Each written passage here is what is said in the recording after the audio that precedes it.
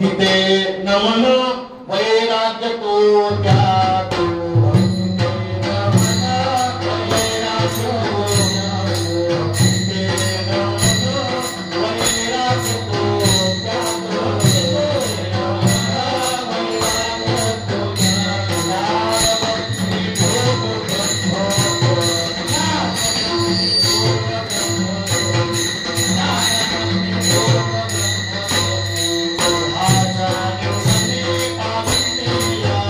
भक्ति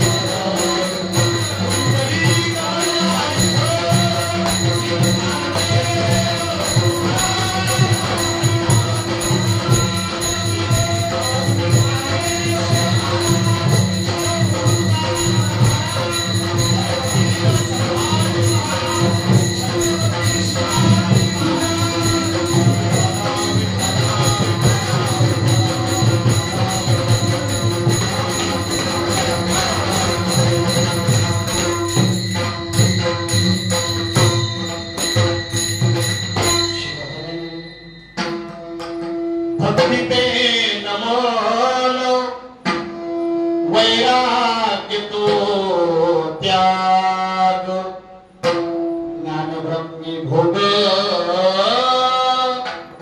ब्रह्म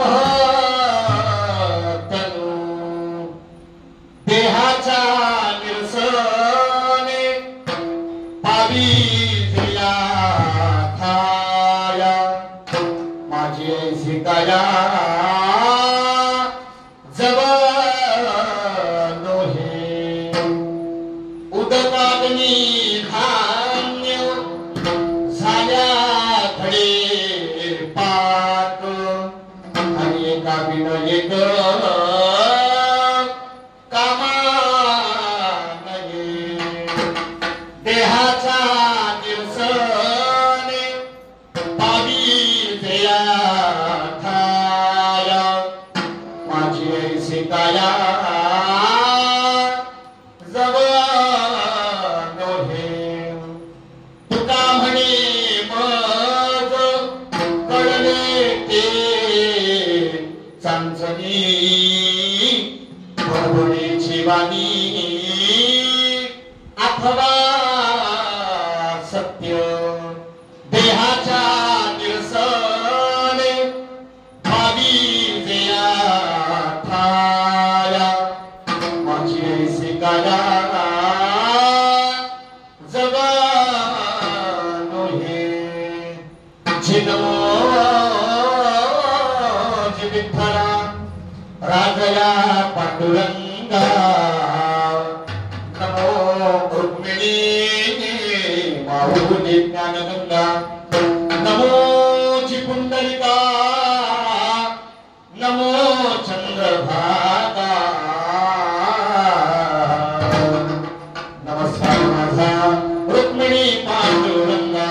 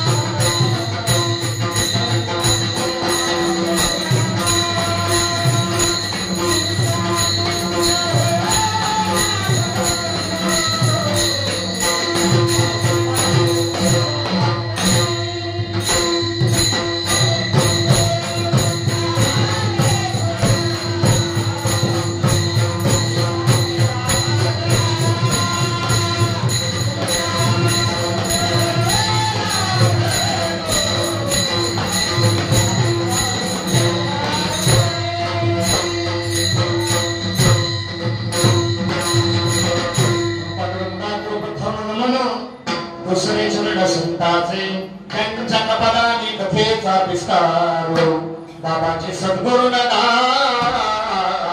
तुका ओम नमो ज्ञानेश्वरा करुणा कराया दयाळा तुमचा अनुग्रह घडू पावन साधू चराचरी मनोजग मारुतुल्य वेगम जितेंद्रिय बुद्धिमता वरिष्ठम वातात्मके भावानुरूताय मुख्यम श्रीरामदूतं शरणं प्रपदे ध्यानमूलं श्री सद्गुरु नामूर्ति पूजामूलं श्री सद्गुरु नापदं मंत्रमूलं श्री सद्गुरु वाक्य मोक्षमूलं सद्गुरु नारे कृपा विठ्ठल विठ्ठल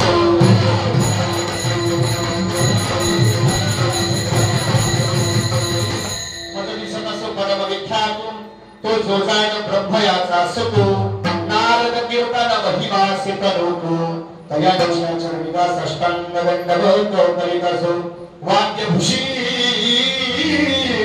पावन जे प्रत्यक्ष सामरेंद्रा समान गाता तया मध्यभागकांची आचरणीगा साष्टांग दंडवत करीतसो जे धर्म चितविला तो संभाजी जाण भाई का अवतरला तयांच्या पुढे तया छत्रपतींच्या चरणी साष्टांग दंडवत करीत असो ओम नमोची गणनायका सर्व सिद्धीन फलदायका अज्ञान भ्रांती छेदका जीवोद रूपा माझिया अंतरी भरावे सर्व करावे भगवान शून्यास भगवावे कृपा कटाक्ष करुणी आता वंदित वाक्य विलासनी श्री चातुर्य कला खटामिनीगा शारदा विश्वमोहिनी वंदिनी मी आता विठ्ठल विठ्ठल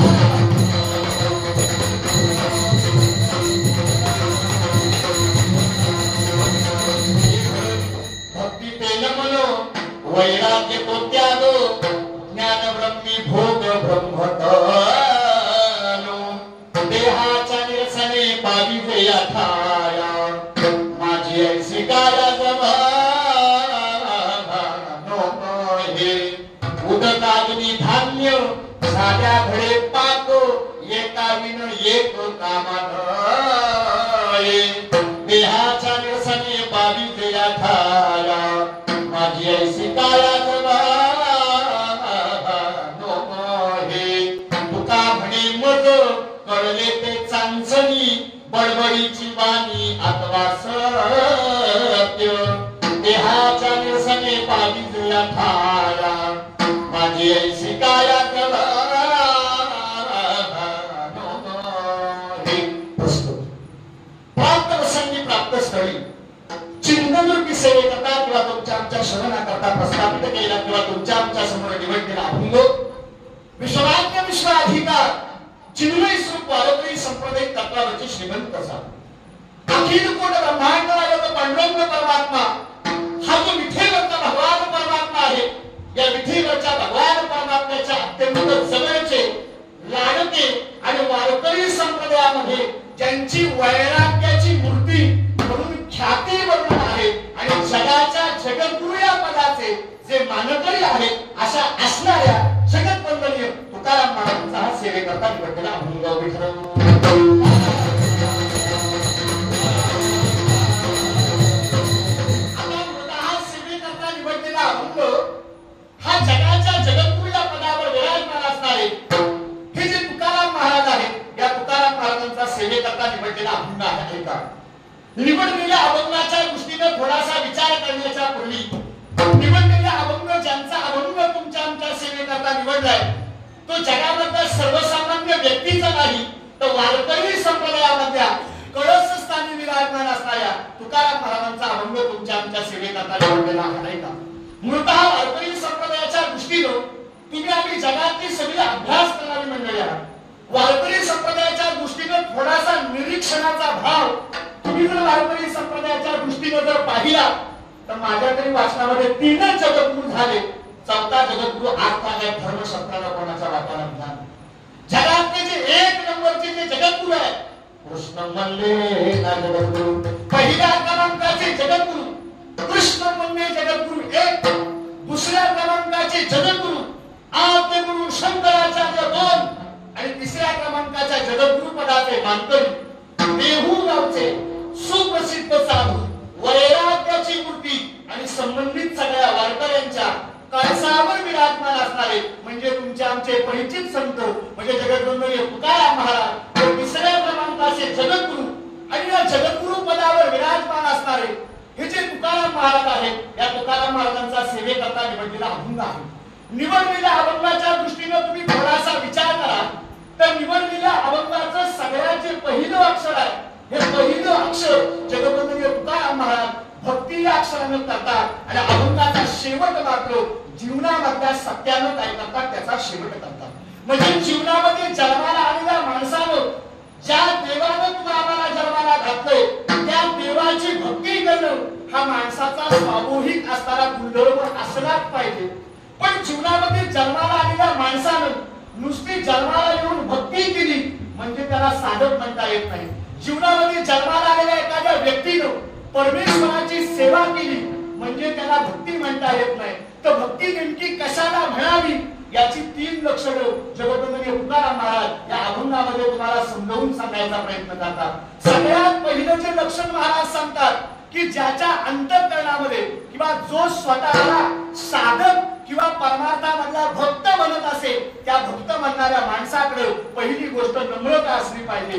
दुसरी गोष्ट त्याच्याकडे वैराग्य असला पाहिजे आणि तिसरी सगळ्यात महत्त्वाची गोष्ट त्याला परमार्थिक जीवनामध्ये स्वतःच्या देहाचा विसर पडला पाहिजे. म्हणून महाराज म्हणतात की भक्ती त्याला म्हणायचं भक्ती ते नमन, नमन म्हणजे नम्रता, वैराग्य तो त्याग आणि ज्ञान ब्रह्मी भोग ब्रह्म करू. ज्याला भक्तीचं नमन म्हणजे नम्रता करावी ज्याला वैराग्य कळालं त्याला परमार्थातल्या ब्रह्मसुखाची प्राप्ती झाली.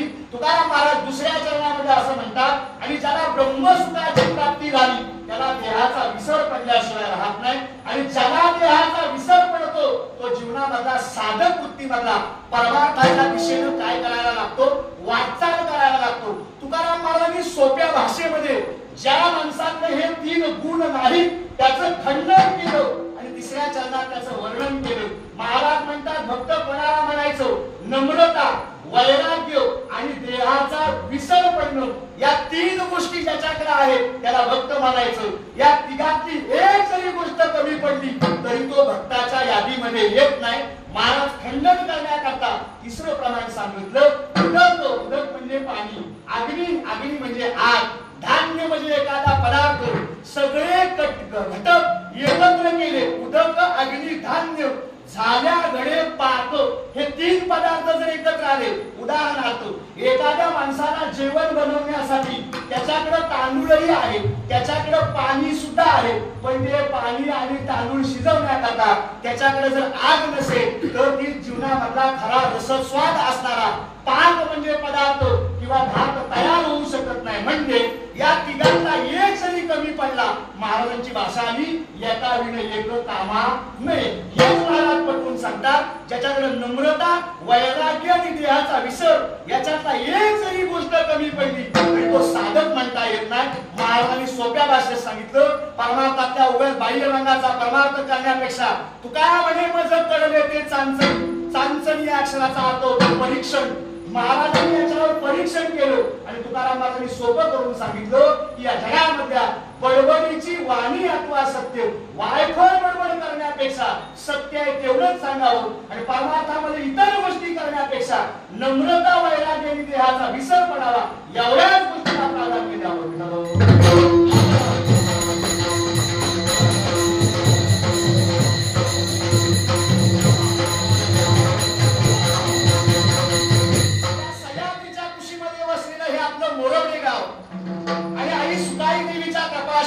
वसलेली आपली जांभूळवाडी आणि या जांभूळवाडीमध्ये चाललेला हा भगवान दत्तरायाचा 7.5 दिवसाचा नामयज्ञ सप्ताह सोहळा आणि या नामयज्ञ सप्ताह सोहळ्यामधली आजची असणारी दुसऱ्या दिवसाची कीर्तनरूपी सेवा माझ्यासारख्या अल्पज्ञानी व्यक्तीच्या खात्यात आली. मी संबंधित असणाऱ्या यजमानवाडीचं मनापासून धन्यवाद देतो. संपर्क करण्यासाठी आदावरी महाराज असतील त्यांनाही धन्यवाद देतो. मूळतः वारकरी संप्रदायाच्या दृष्टीने तुम्ही थोडासा एक विचाराची संधारणा जर डोळ्यासमोर तुम्ही थोडीशी आणली तर जगामधला माणसाला भेडसावणारा सगळ्यात मोठा प्रश्न आहे.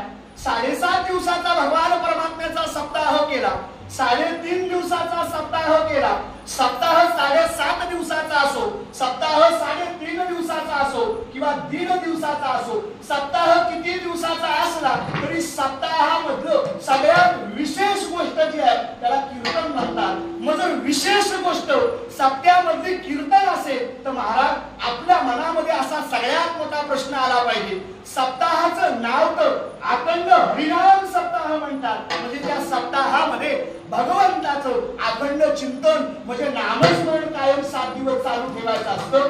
मग वारकरी संप्रदायानं नामाला जर विशेषीकरण महत्व दिलं असेल तर वारकरी संप्रदायाच्या संत मानवी आलेलं या जगामध्ये कीर्तन नावाची परंपरा का निर्माण केली, हा जगात तुमच्या आमच्या मनात सगळ्यात मोठा प्रश्न निर्माणच व्हायला हवा. वारकरी संप्रदायानं कीर्तन नेमकं का निर्माण केलं याचं उत्तर जर थोडक्यात सांगायचं झालं तर काही माणसं जगामधली माणूस म्हणून जगायला आले खरी, पण काही माणसांना आजही वाक्य सांगायला लागतो अरे माणूस आहे जरा माणसासारखा वा. म्हणजे जगात जन्माला आलेली काही माणसं माणसासारखी आजही वागत नाहीत. त्याला माणसात आणण्यासाठी तुकाराम महाराज म्हणतात की वारकरी संप्रदायानं ही कीर्तन नावाची परंपरा चालू केली. महाराज अजून आम्हाला गोष्ट कळाली नाही, बरं थोडं ऐका. म्हणजे काही जीवनात जन्माला आलेली जी माणसं आहेत ही कुकर्माच्या मार्गाला जात आहेत, काही जन्माला आलेली माणसं अवगुणाच्या मार्गाला जात आहेत. थोडं थांबा, ही 2 अक्षरं कदाचित कठीण वाटत असतील. हे कुकर्म आणि अवगुण ही 2 अक्षरं जर तुम्हाला कठीण वाटत असतील तर या 2 अक्षराला समन्वय अक्षर आपण बांधू, त्याला म्हणायचं वाईट मार्ग. म्हणजे कुकर्म आणि अवगुण याचा अर्थ एक होतो वाईट मार्ग. म्हणजे जी माणसं जन्माला आल्यावर वाईट मार्गाला जात आहेत त्या वाईट मार्गाला जाणाऱ्या लोकांना सद्मार्ग याचा अर्थ होतो चांगला मार्ग.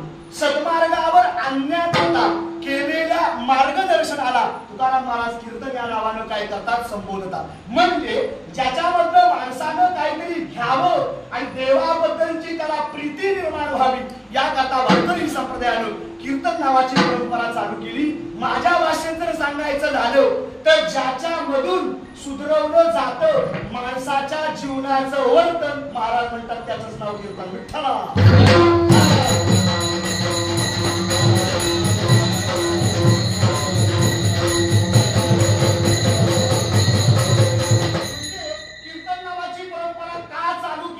सगळ्यात मोठा प्रश्न आपल्या डोळ्यासमोर संपला. म्हणजे कीर्तन नावाची परंपरा जर माणसाचा जीवनामध्ये उद्धार व्हावा याकरता जर संतांनी निर्माण केला असेल तर भगवान परमात्म्याला दत्तरायाला आपण एकच प्रार्थना करू, देवा जर आमच्या उद्धाराकरता हे कीर्तन असेल, आमच्या उद्धाराकरता जर नामयज्ञ सप्ताह असेल तर या कीर्तनामधून आम्हाला काहीतरी घरात घेऊन जाता याव्यात. अशा 2-4 गोष्टी तुझ्याबद्दलच्या आमच्या काय कराव्या, कानावर पडाव्या आणि एवढी देवाला विनंती करू आणि कीर्तनाच्या दृष्टीने आरंभ करू.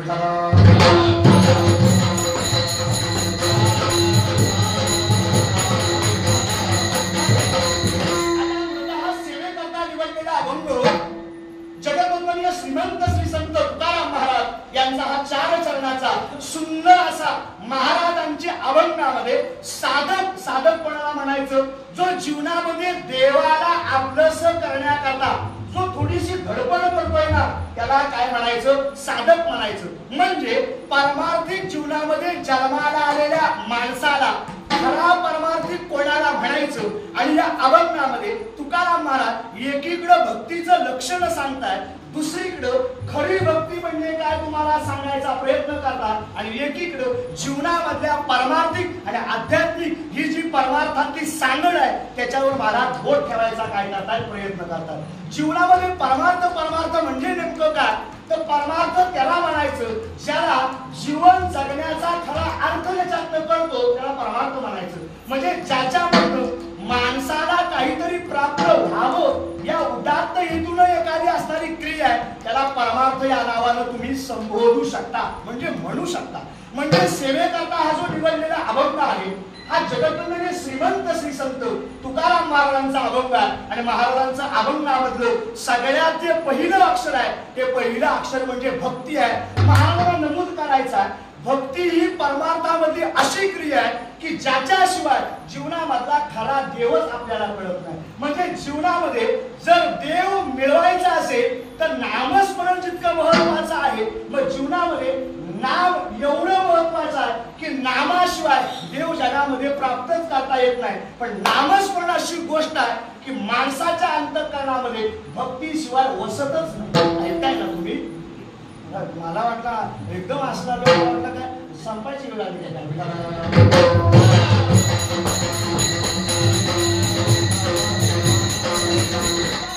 नमूद करायचा.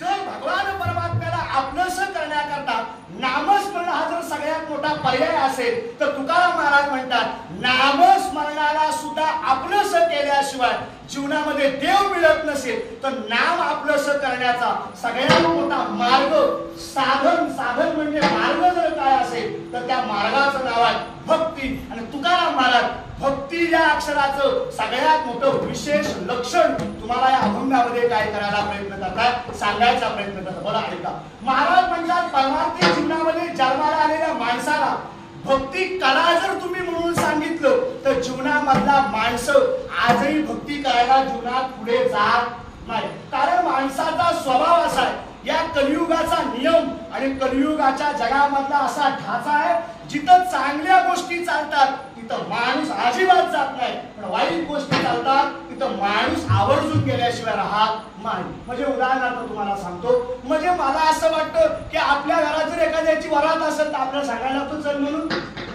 अहो बोला ना, जावं सांगावं लागतं काय? जावंच लागतं. आपण जातो, पण परमार्थात असलं तर आपण सहज म्हणतो थोडासा थांब रे, हरिपटात अजूनच्या इथे झालं कशाला हाय करतो. म्हणजे याचा अर्थ काय?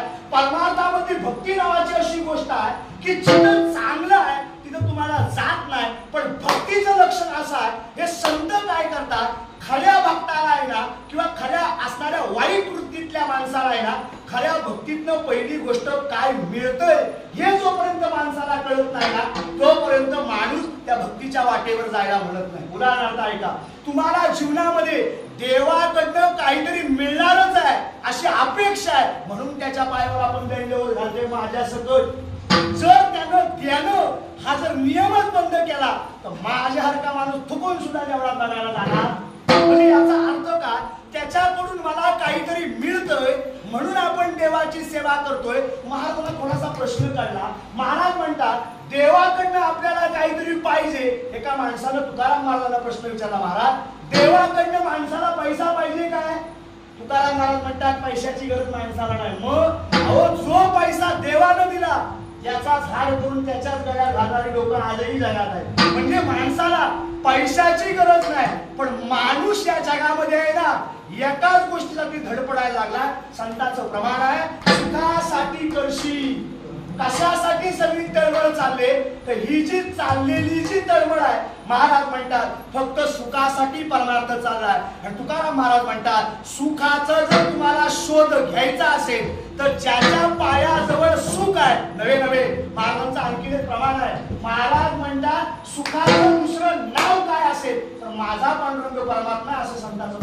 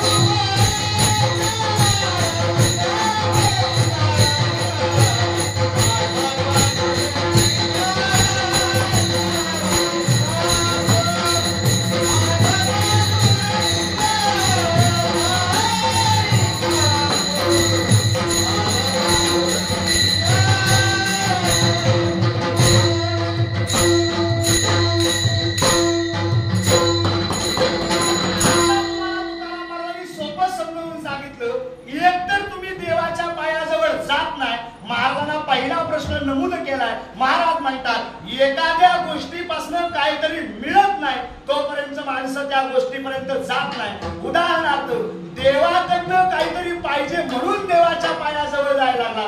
काय पाहिजे देवाकडनं? सुख पाहिजे. काय प्रमाण आहे काय? सुख देवाच्या पायावर मिळतं म्हणून प्रमाण महाराजांनी दिलं. महाराज म्हणतात सुखाचं दुसरं नाव जर काय असेल तर पांडुरंग परमात्मा आहे. याला प्रमाण पाहिलं. सुखरूप ऐसा तुझ्या कोणी सांगा आणि माझ्या पांडुरंगा. सुखाचं दुसरं नाव काय असेल तर पांडुरंग परमात्मा आहे. म्हणजे याचा अर्थ सुखाचा निर्माण करता हा भगवान परमात्मा आहे. काय प्रमाण आहे? गीतेचा आधार घ्या. गीतेमध्ये भगवान परमात्मा असा म्हणतो माझी या सत्ते ओवी बसा एवढी. गीतेमध्ये भगवान परमात्मा म्हणतो जगामध्ये घडणाऱ्या सगळ्या गोष्टीचा करता करविता अहम. अहम म्हणजे मी आहे. याला प्रमाण आहे. म्या बोलविल्या वेदू म्या चालविल्या सूर्य. म्हणजे जगामधल्या घडणाऱ्या सगळ्या गोष्टीचा करता करविता जर मी असेल तर तुम्हाला जे सुख पाहिजे या सुखाचा निर्माण करता कोण आहे तर हाच भगवान परमात्मा आहे. आणि पटत नसेल तर आणखीन सोपं प्रमाण देतो. महाराज एका अभंगामध्ये संतांच्या असणाऱ्या भजन मालिकेमध्ये म्हणतात तू सुख करता आणि तू दुःख हरता. म्हणजे सुखाचा निर्माण करता हा देवच आहे. मग महाराज म्हणतात सुखाचा निर्माण करता जर देव असेल तर महाराज म्हणतात त्या सुखाच्या प्राप्तीसाठी त्या देवाला आपलंसं केल्याशिवाय तुम्हाला जीवनामध्ये खरा सुखाचा आनंद आणि समाधान तुम्हाला मिळणारच नाही. मग महाराजांचा पहिला प्रश्न आला जर सुख हवं असेल तर त्या देवाला आपलंसं करावं लागेल आणि तो देव आपला असा व्हावा असं जर वाटत असेल तर त्याच्याकरता देवाला आवडणारं काहीतरी करावं लागेल. आणि देवाला आवडणारं करण्याकरता जीवनामध्ये साधकाला भक्ती नावाचा प्रकार हा जीवनामध्ये अवलंबावाच लागेल. पण महाराज जर देवाला आपलंसं केल्यावर आम्हाला जर सुख मिळणार असेल तर देवाला आपलंसं करण्याकरता आम्ही काय करावं? त्याच्या दारात 500 रुपयाचा धूप जाळावा. त्याच्या दारात किंवा त्याच्या गळ्यात 2000चा हार घातला म्हणजे देव सुख देईल. महाराज म्हणतात देव अशा न पावायचा नाही. मग जर देव आपलासा करायचा असेल तर महाराज म्हणतात असं काहीतरी करा ज्यानं तुम्हाला देव आपलासा होईल. महाराज देवाला काय काय आवडतं? नागबाबांचा एक अभंग आठवा. नागबाबा एका अभंगामध्ये म्हणतात देवाला काही सुद्धा आवडत नाही. देवाला आवडणारा एकच प्रकार आवडे देवाशी तो ऐका प्रकार आणि नामाचा उच्चार राखण दिवस. देवाला आवडणारा प्रकार एकच आहे. कोणता प्रकार आवडतो? नामाचा उच्चार. देवाला फक्त त्याच्या नामाचा उच्चार आवडतो. थोडं थांबा हे प्रमाण जरा मी तुम्हाला लिहून दाखवतो. इकडे बघा. आवडे म्हणजे आवडे देवाशी तो एका एका या अक्षरावर थोडं थांबा. एका हे जे अक्षर आहे ते एरक्यामधला ए आहे. त्याच्यावर एक मात्रा आहे आणि पुढे का लिहिलेला आहे. एका या अक्षराचे 2 अर्थ होतात. एका म्हणजे एक आणि एका म्हणजे एका. एका म्हणजे ऐका. देवाला आवडणारा एकच प्रकार कोणता तर नामाचा उच्चार रात्रंदिवस. म्हणजे देवाला जर नामाचा उच्चार आवडतो तर जोपर्यंत मी नाम घेत नाही तोपर्यंत मला जीवनामध्ये देवाकडनं ज्या गोष्टी पाहिजे त्या गोष्टी मिळणार नाही. आणि नामस्मरण जर घ्यायचं असेल तर भक्तीच्या वाटे गेल्याशिवाय नामस्मरणासारखी गोष्ट साधकाच्या अंतःकरणामध्ये काय होत नाही रुजत नाही. बरं तुकाराम महाराज असं पुढे जाऊन पण सांगतात. महाराज म्हणतात जगामध्ये खरा देव का मिळाला नाही माहिती आहे. जी गोष्ट देवाला आवडते ती आपल्याला आवडत नाही आणि जी गोष्ट आपल्याला आवडते नेमकी ती गोष्ट देवाला आवडत नाही. मी उदाहरणार्थ तुम्हाला सांगतो. सध्या चालू असणारा महिना आवडता ना हो. मला काय बोलायचं नाही. मला फक्त दृष्टिकोन काय सांगायचं त्याच्याकडे लक्ष द्या. आता सध्या चालू असणारा महिना त्याचं नाव मार्गशीर्ष. सगळ्यांचा आवडता महिना आहे. प्रत्येकाच्या मनामध्ये असा समज आहे 4 गुरुवार एकदा लक्ष्मीबाई भजली ना 4. 5व्या गुरुवारी आहे ना असा भांगीच्या घरातनं फावड्या नुसता घरात पैसा वडी फावड्या 4 गुरुवार. ऐका थोडं. 4 गुरुवार लक्ष्मीची पूजा केल्यावर कधी लक्ष्मी तुमच्यावर प्रसन्न होणार नाही. हे नारदाच्या गादीवरचं वाक्य आहे. काळ्या दगडावरची पांढरी रेघ आहे. लक्ष्मीची पूजन केल्यावर कधीच लक्ष्मी तुमच्यावर प्रसन्न होणार नाही. कारण सांगू काय? विष्णू पुराणाचा आधार घेतो. विष्णू पुराणामध्ये असं वर्णन आहे ही जी लक्ष्मी आहे ना लक्ष्मी हे नारायणाचे पाय सोडून जगामध्ये कुठं सुद्धा कधीच जात नाही. नारायणाचे पाय सोडून लक्ष्मी कुठं जात नाही. तुकाराम महाराज म्हणतात अरे त्या लक्ष्मीच्या मागं पळण्यापेक्षा तू नारायण कसा घरात आणता येईल याचा प्रयत्न कर. एकदा नारायण आला ना की त्याचे पायाच्या पाया लक्ष्मी आल्याशिवाय राहणार मी नाही म्हणत. तुकाराम महाराजांची भाषा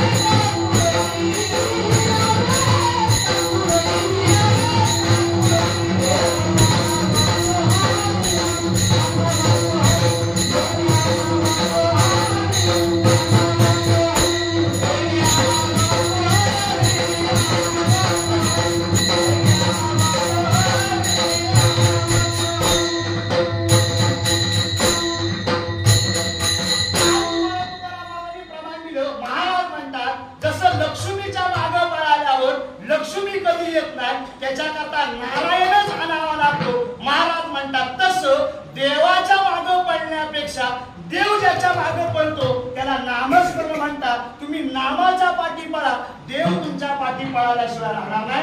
तुम्हाला महाराजांच्या बाब लक्षात आली की जोपर्यंत नामस्मरण माणसाला घ्यावं असं वाटतंय याचा अर्थ माणसाला जीवनामध्ये परमार्थामध्ये भक्ती केल्याशिवाय पर्याय नाही. हो, भक्ती नेमकी म्हणायची कशाला? तुकाराम महाराजांचा एकच अभंग आहे, भक्ती त्याला खरं म्हणायची जसं भगवान परमात्म्यानं जन्माला घातलंय. अरे तसं तसं आनंदामध्ये जीवन काय करायचं, व्यतीत करायचं. ठेवी आनंदे तैसेची राहावे चित्ती असू द्यावे हीच थोर भक्ती महाराजांची पहिली भाषा आहे. महाराज म्हणतात खरी भक्ती नेमकी काय आहे तर जसं त्यांनी जन्माला घातलंय, ज्या परिस्थितीत त्यांनी जन्माला घातलंय त्या परिस्थितीत त्यानं ठेविले आनंदे तैसेची राहावे फक्त आणि चित्ती असू द्यावे समाधान.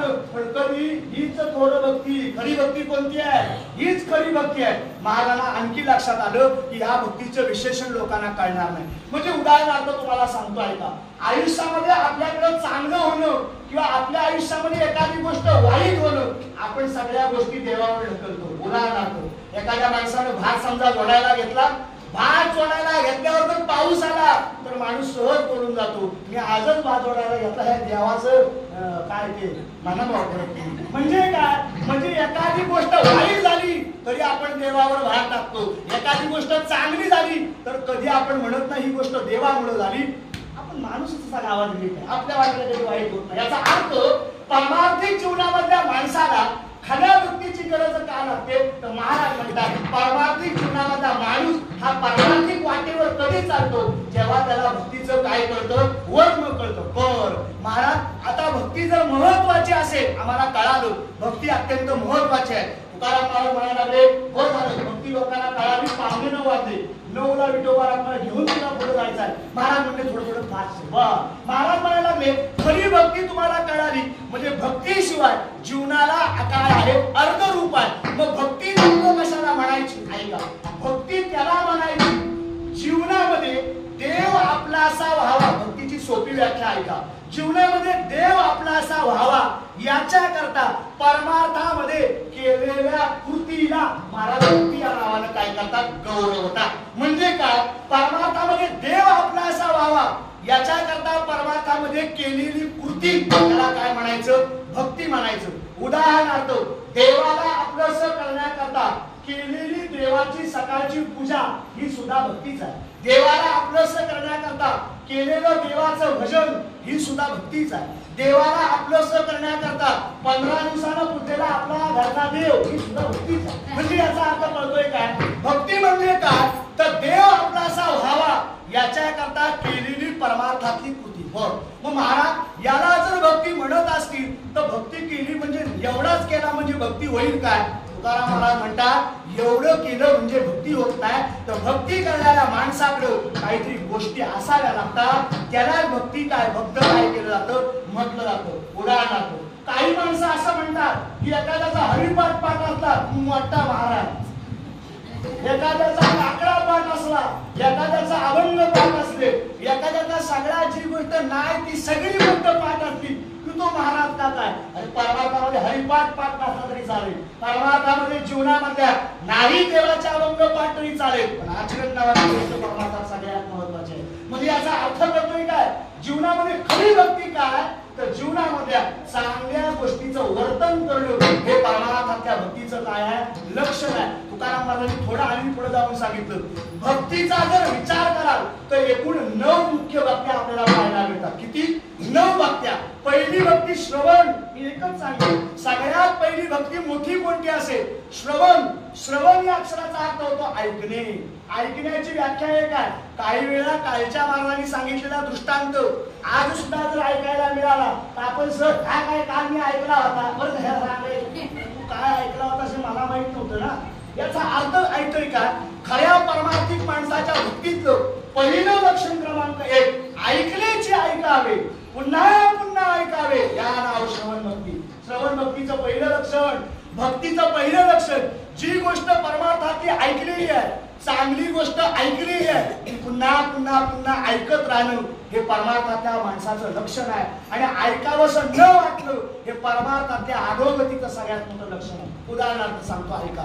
एका माणसाला आहे ना श्रीकृष्ण परमात्मा समोर प्रसन्न झाला आणि श्रीकृष्ण परमात्म्याला एका माणसानं प्रश्न केला, भगवंता या जगामध्ये ज्या वेळेला अधर्म माजत होता त्या अधर्म कुणी माजवला होता तर तो कौरवांनी माजवला होता. 100 कौरव विरोधात होते आणि हे 5 पांडव इकडे विरोधात होते. 5 पांडव तर चांगले होते ना. मग देवाला माणसानं प्रश्न केला की दादा दे भगवंता ज्या वेळेला गीता सांगायची वेळ आली जो चांगला होता त्याला काय सांगायची गरज होती? जर तू हीच गीता त्या दुर्योधनाला सांगितली असती तर हा जगामध्ये एवढा मोठा प्रसंग आला नसताना. देवानं उत्तर दिलं, अरे दुर्योधनाला सांगायला गेला होता पण दुर्योधन तेव्हा म्हणाला ह्या आपल्या गोष्टी आम्ही ऐकायला नादात पडेल. तो मेला नाही अजून तेव्हापासून ऐकायला ऐकला नाही ना. तो दुर्योधन का अजून गेला तो कधी हा तो दुर्योधन आहे. तर महाराज म्हणतात सगळ्यात पहिली भक्ती तिचं नाव आहे श्रवण भक्ती. ऐका, परमार्थातलं श्रवण ऐकत राहणं हे खऱ्या माणसाचं लक्षण आहे. जीवनामध्ये ऐकणं, श्रवण आणि आत्मनिवेदन ह्या एकूण 9 भक्तीचे काय आहे मुख्य प्रकार आहेत. आणि संत वाङ्मयाचा जर विचार कराल तर संत वाङ्मयामध्ये भक्तीचं सगळ्यात मोठं आणखी लक्षण सांगितलंय. भक्ती जर करायची असेल तर संत वाङ्मय सांगतात नम्रताशिवाय भक्ती होत नाही. म्हणजे भक्ती करणाऱ्या माणसाचं खरं भांडवल जर काय असेल म्हणजे उदाहरणार्थ एखादा व्यावसायिक जर व्यवसाय करत असेल तर त्याला पैसे गुंतवल्याशिवाय व्यवसाय होत नाही. तसं वारकरी संप्रदायामध्ये सुद्धा तुम्हाला भांडवल गुंतवल्याशिवाय वारकरी संप्रदायाचा तुमचा पाया रचता येत नाही. आणि वारकरी संप्रदायाचं भांडवल पाया पडावे हे माझे भांडवल नाथबाची भाषा आहे. पाया पडणं म्हणजे संताची भाषा हे माझं काय आहे भांडवल आहे. म्हणजे एखाद्या गोष्टीसाठी नम्रता पत्करणं महाराजांचं आणखी प्रमाण आहे.